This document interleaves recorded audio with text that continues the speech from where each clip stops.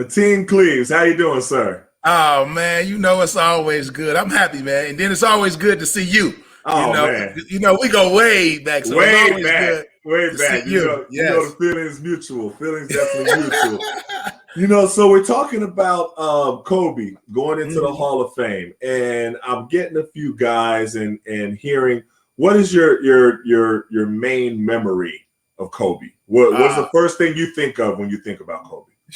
Oh man, just built different, man. He was. You talk about razor focus. When I first met Kobe, it was the McDonald's All-American game. And we were already getting recruited and ranked, and you hear about people, but you just didn't know. Right. I heard all the hype, but when I saw this dude, he was locked in, man. And it was like we were at the McDonald's All-American game. You get there for the people that don't know, you get there a week early, you practice, and then you play the game that weekend. Well, Kobe made sure he let everybody know that he was the best player in the country every day, every practice, every drill, everything we did. Kobe was, he just was a step ahead of everybody else, but his focus was so different. He felt like he was a pro in high school. We all were good players, and we were kind of, we worked hard, but not like that. That dude, he was razor focused, man. I had never seen nobody that focused and that serious about basketball at that age. It was crazy. It was crazy, man. I appreciate it. I mean, we jumped right into everything, talking about, because we're all class of 96 right. for high school. And, you went on to Villanova. I went on to Syracuse. Kobe went to the league. You know what I mean? Jermaine O'Neal went to the league. But we had a lot of people in our high school class. But what was your first experience meeting Kobe? Like, when did you first meet him? Did you meet him, like, on a circuit in high school? I probably would say probably the summer of our freshman year. We probably was at a tournament where we like kind of crossed paths. In those times, it was the Wild Wild West world, so right. We probably crossed, and obviously we knew of each other. At that particular time, he was chasing me because I was the #1 player in our class, obviously. Right.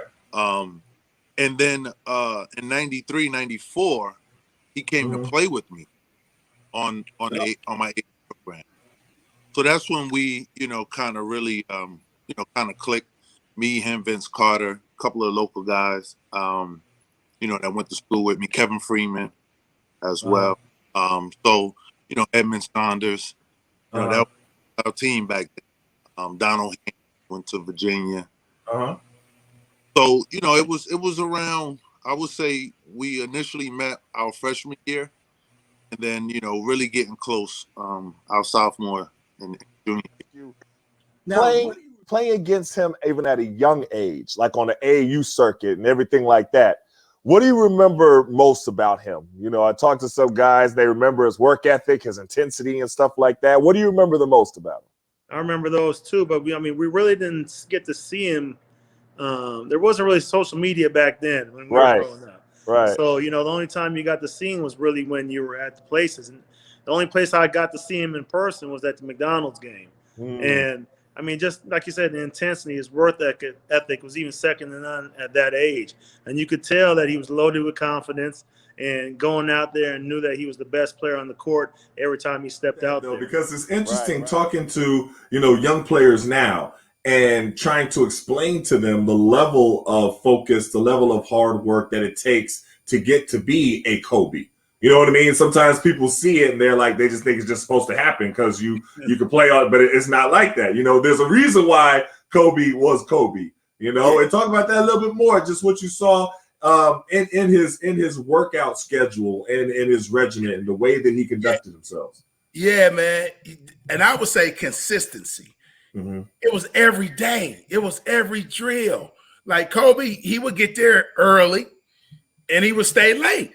We all were kind of, just happy you were kids with, coming there. We socializing with each other, hey, it was fun and games. But for him, it wasn't. He was out to prove to all of us that he was the best player in the country. Like I said, every drill, everything, and that's one thing that we were all kind of like, man, he thinks he's Michael Jordan. That dude thinks he's Michael Jordan, but he was, he was Jordan, and he's our modern day Michael Jordan, hands down. And I had never seen a work ethic like that, and I worked hard. I was one of the top point guards in the country, top players, top 10 coming out of high school. Right. He was different, man, and it started with his mentality. We probably got to credit his dad because he was raised by a pro, so that's probably where that razor focus came in at. But he was so locked in everything that we did, and he wanted to prove that he was the best, not only like during practice or in the games, but in every drill, everything that we did. He wanted to prove to people that he was the best. And now, what do you remember about his work ethic? And that's the part that always kind of struck me, because he was young and he had this unnatural work ethic. That's the only word I could use for it, because I thought, because for us being in high school, we worked hard, you know what I mean? We hooped and stuff like that. But he had like a different pro type regiment that I remember him having at a young age. Do you remember any of that sticking out to you when you saw him? Yeah, I mean, just his style of play and his confidence level at that particular time. Like when he came to us, obviously, we knew he was a talented player, and at that time it was, myself and Vince Carter leading the way. And when he first came to us, he was shooting, he was in Steph Curry range. So right. And that was back then, right? So, first shot was an air ball, and then he came right back and pulled up again, the same spot. Maybe 2 or 3 times it just nailed it. You know what I mean? Right. So you could kind of tell early on that, he had that swag, that confidence about himself, and also within his game. But what really set it off for me was, I would say, probably the McDonald's All-American game. That week, just being around all the guys and everything, and the way he was approaching everything was totally different. What do you mean? Because in the All-Star game, right, it's like you're gonna go hard, but you're not gonna go as hard. Everybody's getting ready for their future, right? Guys are getting ready to decide if they're gonna go to the league or, if with college or whatever. So the practice is gonna be a practice where you kind of want to get the stats and kind of go through it and get in, get out. But Kobe was he was on 1,000. Like we was going through the drills and he was just, everybody else is walking through it and he's going full throttle, dunking them all. Boom, boom, boom. So we all kind of knew at that particular moment, like, this guy is just, unreal with, the way he's approaching everything. Right. I'll tell you what, when the game started, everyone knew not to come out the gate and just treat it like another All-Star game. We knew, like, even though I was on the same team with him, everybody knew, and within the game, like, if you don't bring it, at least one guy's gonna bring it. So everybody might as well bring it, so. Yeah. Right. I remember Tim Thomas talking about how, in the McDonald's game, everybody's kind of going through the motions. Everybody's kind of just, and he's just going 100 miles an hour, everything, hard drills, ducking all hard, everything like that, right? Is that kind of how it was? I mean, you would thought he was a pro back then. I mean, I seen him play. We went to the Beach Ball Classic, and that was in Myrtle Beach. Okay. And that's the only time, like, and I seen it with this high school. A lot of the guys that you saw back then played at regular high schools. Okay. I played at regular high school. Kobe played at regular high school. Steve Jackson was at regular high school before he went to Oak Hill. I mean, all these guys it wasn't prep schools, everything prep schools like it is today. Right. And so, I mean, just to see the team that he was on, the way he carried his team, it was like something Michael Jordan would do. And you could see he had it in him at even that age. So what do you mean? Like the confidence? What, it was just the, putting him on his back? Yeah, he went out there. I remember him wearing a cast, and I remember him doing everything like Michael Jordan did. You know what I mean? He walked like him, chewed his gum like him, talked like him. So, I mean, everything that he did was in retrospect to Michael Jordan. I mean, it's like looking at a young Michael Jordan, but at Michael Jordan on the Bulls compared to, you know, a high school Michael Jordan. So that's what we kind of looked at. Off. So sometimes when you're in practice and there's a lot of different drills, a lot of different stations, a lot of stuff, different stuff you're going on, you know, you kind of have a down period every now and then. You know what I mean? A period where you go get a drink, you're kind of looking, you know, a down period. It's like when he was not on the court, he was focused to see what he was going to do next. And it was never like a down period. Everything was just like, you know, like intensity. That's what I remember. Oh, yeah, 100%. And, I mean, you're talking about, and I think this is what he don't get enough credit for is his feel for the game, his knowledge of the game. You know, him being a student of the game. You know, he could watch somebody play one day and mimic everything that they did the next day. You know, if he saw something that you did well, he would say, well, show me that again. And then he added to it. The next day he come back, he perfected it better than what you could do it. Right. He was like, he was so good, man. And there was no surprise because his approach. And like you said, these kids, they all want to be good, but there's very few that's willing to put in the work to be that great, to be that phenomenal. And I love, you hear the story. I saw it in high school. But you hear the stories of NBA guys saying this dude thought he was better than Jordan. He felt he was better than Mike. And he approached it like that. It wasn't just talk. It was the consistency of, you know, everything that he did. He worked at it, man. So there's no surprise, man, to see where he ended up. It wasn't no surprise. I saw it when he was 17, 18 years old. I think he was just real intense. And I was like, man, this dude is laser focused. You know, just seeing him just sitting there like rocking, looking like he just looked like he was about to go like he was trying to zoom through somebody's heart. You know what I mean? Like that's the look that he gave. Do you remember seeing that as well? Yeah, early on. I mean, he was just chasing obviously what he wanted to become, which was, you know, a great, you know, Hall of Fame player. But early on, you could definitely see it. I mean, I remember playing, you know, certain players, whether they was in our class or right behind us, and they had a name, you know, going through that circuit, and you know, he was just ready to go. You know, It didn't matter, just ready to go. But I mean, he was just a guy that was just super focused on his craft, and he always wanted to get better. You know, and you know, it'll be times where, you know, obviously, you know, AAU is just up and down. Right. There'll be times where, you know, he might not, you know, touch the ball or get a shot off. But to see how determined he was to, you know, correct that. He'll go get the rebound and, you know, bring it up himself and then, you know, clear aside and just do what he do. He would do it like 3, 4, 5 possessions, and you knew, like, okay, Cole didn't touch the ball. Just had to let him go. But I mean, he was just a focused individual. Definitely. So you could see his moves. So when he was doing his moves, you saw that he had been studying MJ. Yes, everything from the walk to, like I said, to the walk, to chewing gum, to the way he talked, everything. I mean, it was just, it's like seeing a young MJ out there. Like, so tell me, like, particular, like, what do you mean? Like the fadeaway, like the when everything. The I mean, just like I said, over, the way he walked, the way he talked. I mean, just the way he carried himself. It was the same way you look at MJ, and it's the same way.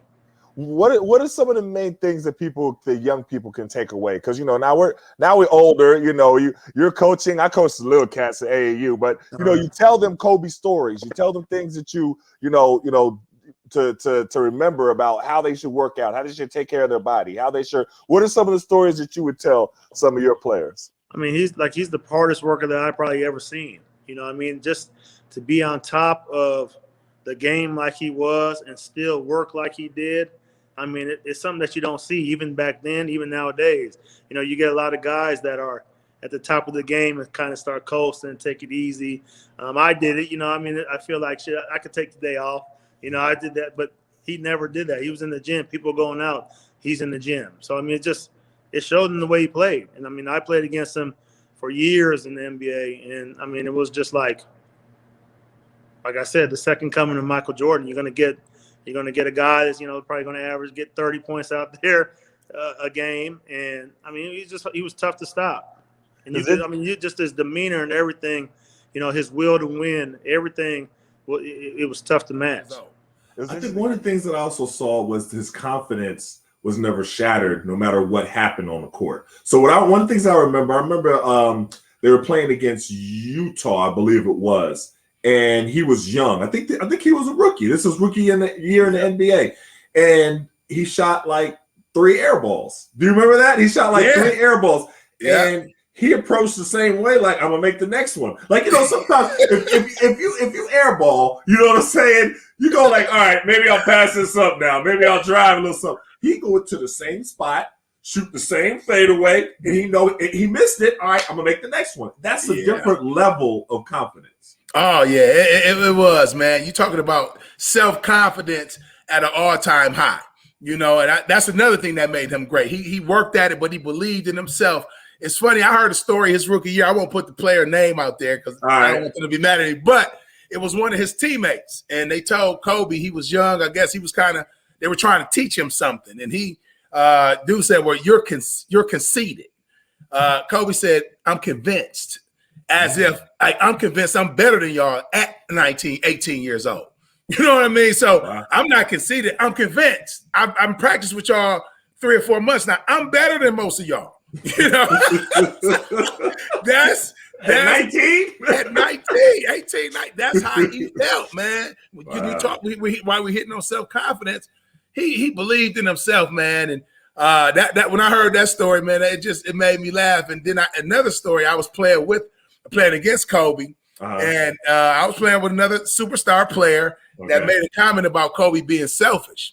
So we're playing the Lakers in preseason, and the top players, it's just to get a little sweat, get up and down, find your rhythm or whatever. Right. Kobe told this guy before the game, I'm coming at you. And it's preseason. So I'm sitting there. The first 10 plays, Kobe went at this guy. Phil Jackson had to take Kobe out because he was going playoff speed in preseason just because a guy made a comment before the game.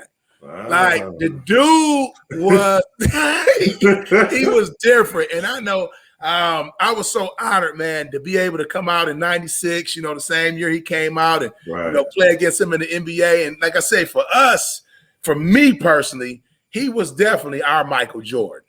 For sure. Wow. It takes a certain level of confidence to be able to do that, especially at a young age. Talk about that aspect a little bit. Yeah, I mean, he was, like you said, he was doing that at a young age. And I mean, obviously we all, witnessed the individual he turned out to be, in the basketball club. But I mean, guy confidence was out of this world. It was just out of this world. I mean, he felt like there was nothing on the court that he couldn't do. And he wanted to accomplish it all, So obviously we knew that coming in because he was chasing a lot of us, in that class. He wanted to prove to everybody that he belonged. And year by year, month by month, he was coming. He was coming. Mm-hmm. And, we all witnessed, the greatness. Now, one of the things I remember, so you remember Winford Walton, right? Yes. So Winford Walton, he was one of the top guys. He was up there with y'all. And so he was on the opposite team. And they were kind of going back and forth with the scoring for a little while. Winford, people don't remember Winford, but he was up there with y'all. You know what I mean? Like you know what I mean? Kobe, it was like Winford. Then it was like, you know what I mean? He was in that top 4, top 5. Do you remember him and Kobe going back and forth with the scoring and they were going like tit for tat and everything like that in that game? Yeah, I exactly remember because Kobe told everybody to make sure he get the ball because he was actually guarding at that particular moment. And Winford a little taller. Winford was like 6'7", 6'8", somewhere in that area. Mm-hmm. He had a great skill set as well. So he was just. I think it was unexpected that pretty much went at Kobe that way, because like I said, during those 2 weeks with McDonald's All-American game and the Magic game, the practices used to be something where they didn't want guys to get hurt. So a walkthrough, but Kobe was going, 100 miles per hour. Right. And he show everybody that, he was the best player in the class, and that particular moment I do remember because, obviously I was playing the 4 in those games. Winfrey was a guy that I should have been guarding, but, he came in at the 3 on the opposite side, and, he gave a couple buckets, and, it was one of those things where Cole was like, I got to have it. I got to show the guy what I got. That's right. That's It right. was a great, I think it lasted about 2 minutes, something like that. But then just going back and forth, back and forth. It's interesting. I hear a lot of people say that he was never satisfied. So if he won one championship, he wanted to win 2. You know what I mean? If he won one, or he thought he wanted to win another one. Like, it was never like, all right, now I've made it. He always wanted to do more and more and more. And I think that's what made him so great. And like I said, he was one of the top 5 players to ever play the game, and never took time off, never took days off. Right. So what does it mean now for him in retrospect, after he's passed, for him to go into this Hall of Fame? What does it mean to you to see that? I mean, it's good. I think it should have happened a while ago, but I don't know how the Hall of Fame stuff works. But, he knew it was coming. It's going to be great to see. I'll be tuned in, of course. And, it's just something that's you were waiting to happen. You know what I mean?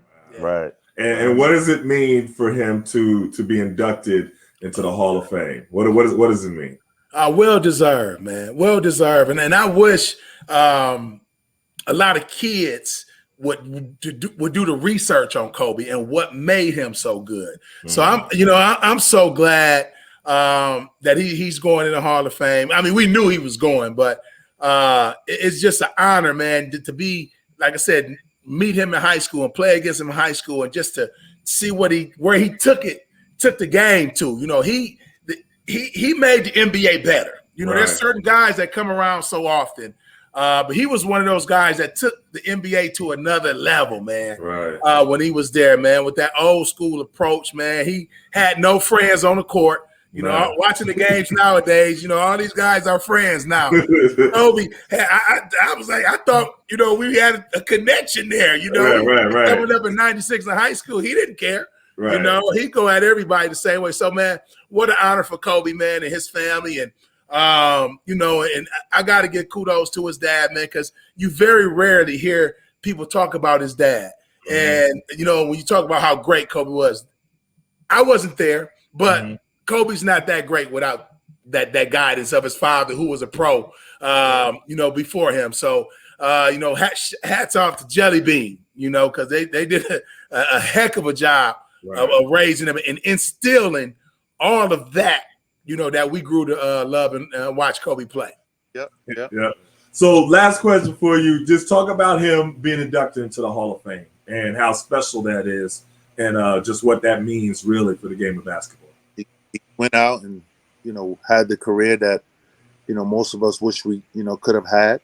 And obviously you put in the work, is deserving of all-star caliber. So, I mean, it's unfortunate that our brother is not here with us, but we all know in the basketball world what it means to us. I'm just honored to say that, I had a chance to grow up with him and know his family. Have opportunity to compete against him, for most of the years. I had a chance to beat him in '06 with the and that was a little, weird, but it was great. Right. The way he passed, man, fastest, when he passed 5 minutes away from me. Oh, wow. So that connection is strong, For years I used to live on the main line in Pennsylvania. And I used to run into his moms and his sister and them in the grocery store and stuff like that, and check on them and stuff. So, Kobe was a great one, man. He was definitely a great one, and we all miss our brother.